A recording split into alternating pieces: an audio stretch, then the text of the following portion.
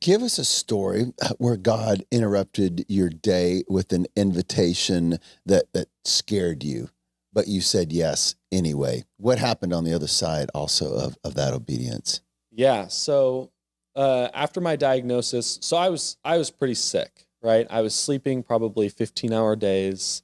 Like I was super tired, fatigue, brain fog, and I was going to classes and going home and sleeping. And pretty much my life was sleep. But I'd wake up exhausted.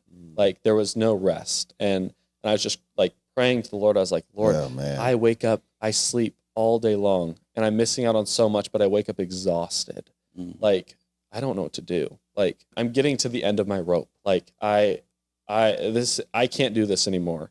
And he's like, and he so clearly said to me in that moment, Sam, sleep does not give you rest anymore, but I do. So are you willing to spend time with me in those moments that you're tired, in those moments that you necessarily don't want to gain rest? And that was one of the biggest blessings of like, he showed me so clearly of like self-reliance isn't an option anymore. Like you have to rely on me. Yeah. Yeah. Wow. So I feel like there are guys, there's probably maybe just one, but there are guys watching this right now, listening to this. They feel like their life is off the rails. Maybe they're sick. Maybe they lost a job. Maybe they have a sick kid. Maybe their marriage is, falling apart, whatever. He's praying, but maybe he feels like God is silent. His answer is wait or something like that. What would you say to him if you were just sitting across from him on at the table?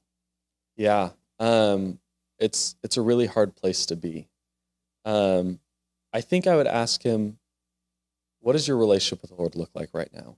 Because for me personally, whenever I was in moments of like, the Lord isn't speaking to me, he's not reaching out to me, I don't feel his connection, there was generally a pretty obvious reason. And most of the time it was because I was not spending time with him, right? Mm-hmm. We can't expect to be in a relationship with someone if we're not putting in that time. But honestly, I would say get involved in community. That was probably the biggest thing for me of like, the Lord speaks through people as well. And for me, going through times like that of like, you can isolate so easily. And the Lord gave me such good community. I never went to a doctor's appointment alone. All of these things. Like I had friends who surrounded me and family and all this stuff. And that was one of my biggest blessings. But honestly, practically, I would say get in the Word and start reading it and start praying and just take little moments and take little wins and be grateful. Yeah. Praise the Lord. Like worship him because he is good. And we have these blessings in our life that he has promised us, and they're not like this ambiguous thing that might happen. Like he very clearly lays out promises he has for us. So yeah. Thank you very, very much for that. So what gets down to the brass tacks for my life, and I believe that it will, I hope and I trust that it will help more people by your answer. I can ask it for me, but I think other people might be asking it per se.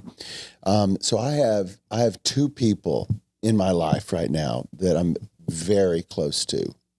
They're not just acquaintances or friend of a friend, or somebody says, will you pray for my aunt? I know both of these people extremely well, and they're both dying right now. And they're both in the hospital right now. And one of them could die today. The other one,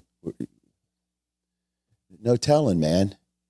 What would you tell those people that they're in the bed? There may be people in the bed right now at the hospital listening to this podcast.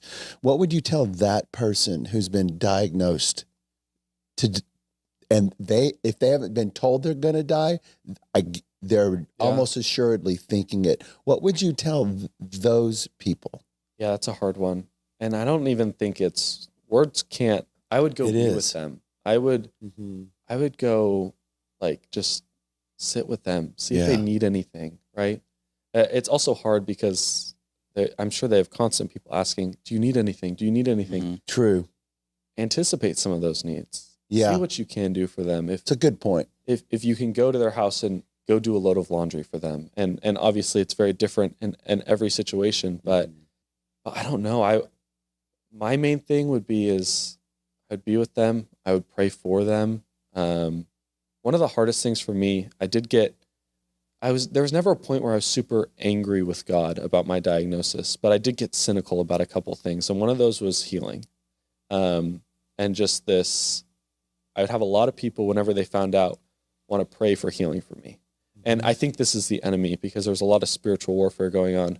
But I would just I was like, you're praying for healing for me right now, but I feel like you're praying to see something. And I was around a lot of young people but I'm like, I don't even think you're praying for me for healing. I think you're praying to see God heal someone so you can go tell a story. And that was really hard and something I had to kind of get out of my head because there were a lot of moments where it was a beautiful thing that these people were asking to pray for me. Yeah. And God can heal whoever he chooses. But honestly, some of the most beneficial things for me were people who would sit with me and cry with me, or people who would sit there and just be there or watch a show with me. Yeah. Like, not necessarily talking about everything that was going on, because a lot of times I didn't want to. Yeah. But to say something to that person, obviously I would want to know if they knew the Lord. Like, that would be number one. But I would sit there and just give them confirmation that you know where you're going. Like what a beautiful thing it is to go be in the Lord's presence. True. Like, and the hard part is every situation is different. So for one person, that might not be the best approach. Mm-hmm. I think praying about it and discerning what the Lord wants you to say is a huge thing. Yeah, man.